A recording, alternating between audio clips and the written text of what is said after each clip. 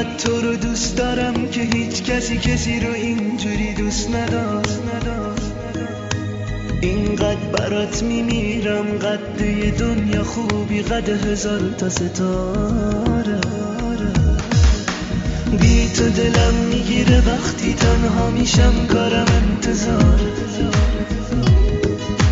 اینقدر تو رو دوست دارم که هیچ کسی رو اینجوری دوست نداشت.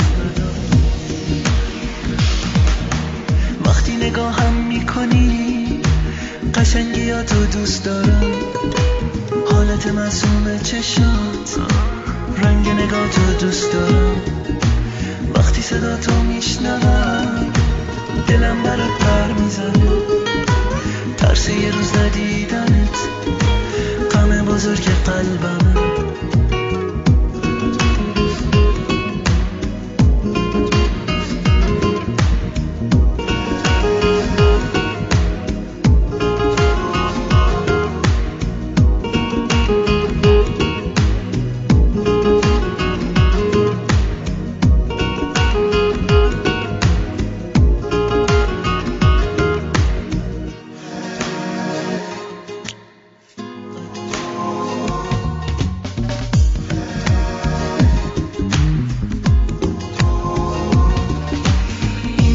تو رو دوست دارم که هیچ کسی رو اینجوری دوست نداشت.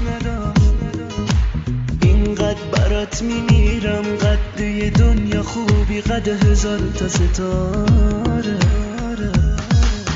بی تو دلم میگیره وقتی تنها میشم، کارم انتظاره. اینقدر تو رو دوست دارم که هیچ کسی رو اینجوری دوست نداشت.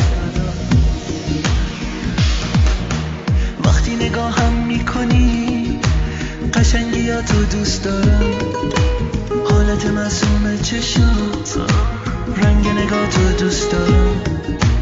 وقتی صدا تو میشنوم دلم برات پر میزنه، ترس یه روز ندیدنت غم بزرگ قلبمه.